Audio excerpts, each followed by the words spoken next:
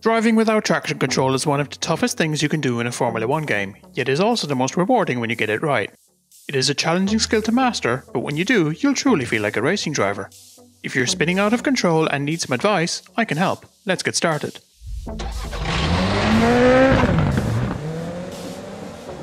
Hey everyone, hope you're all doing well today. My name is PJ and today I'll be showing you how to drive without traction control in F1 2020. We'll be going over how the system functions, why you may want to disable it, and the techniques you will learn along the way.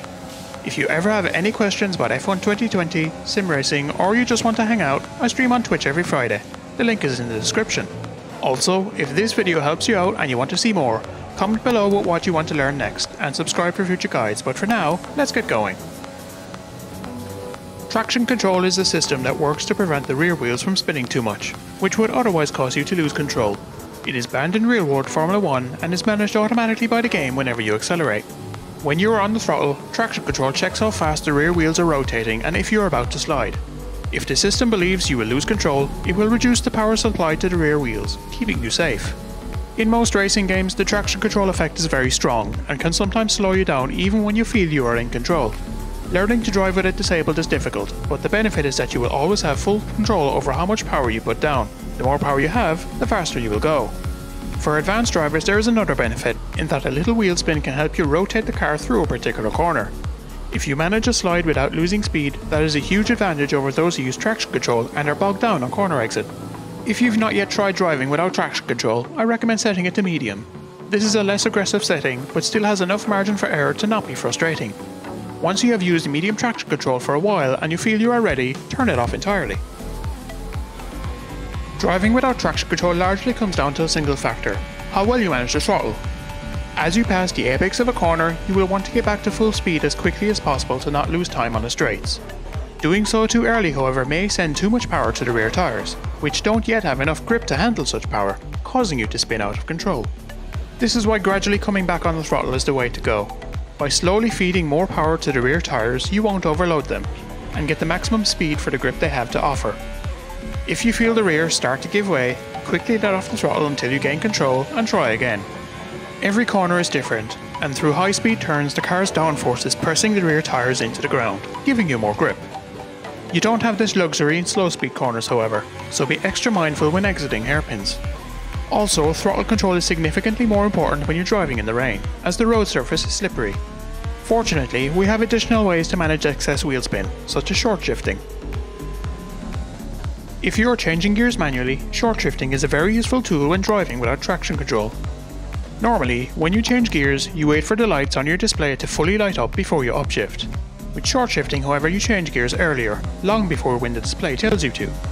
The benefit of short shifting is that you're limiting the amount of power sent to the rear wheels, allowing you to apply more throttle earlier.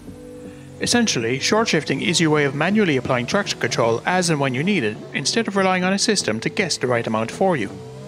With good throttle control and short shifting, you should be able to manage most scenarios where you get excess wheel spin. However, we're not done yet.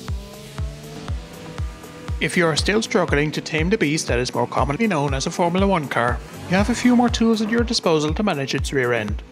By further managing how much power is sent to the rear wheels, you gain more control and confidence. Your fuel mix is used to control how much power the engine provides while driving. Rich is the highest setting available in a race, allowing you to go faster. However, setting this to standard or lean will help you accelerate out of tricky corners. Switch it before you brake, and once you're pointing straight you can turn it up again. Your differential setting controls what speed the rear wheels spin at relative to one another. If this is set too high, the inside wheel will spin too fast when you round a corner, rotating the car. Lower this to 50%, only increasing it when you feel you're in full control. The ERS overtake button gives you a big boost whenever you use it. This is great on straights when you're chasing another car, but using it in slow corners is risky. Make sure it's disabled until you're through the corner exit, then turn it on once more for that speed boost. The default control layouts make all of these functions easy to access. However, you may want to set dedicated buttons for managing fuel and differential. That way you're not fiddling with menus while trying to navigate a difficult corner. Sometimes, technique and car settings are not enough to manage excess wheel spin. However, we can adjust our controls to smoothen out our throttle inputs. In the controller and wheel settings, head to calibration and down to throttle linearity. If you set this above 0, you will be able to more easily apply low amounts of throttle when exiting corners.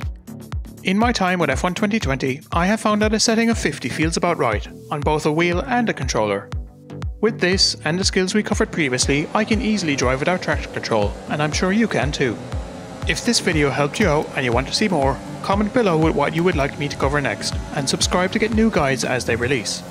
Also, for some extra tips you can watch right now, check out the video on the screen to get started. Thanks for watching, have a great day, and good luck on track.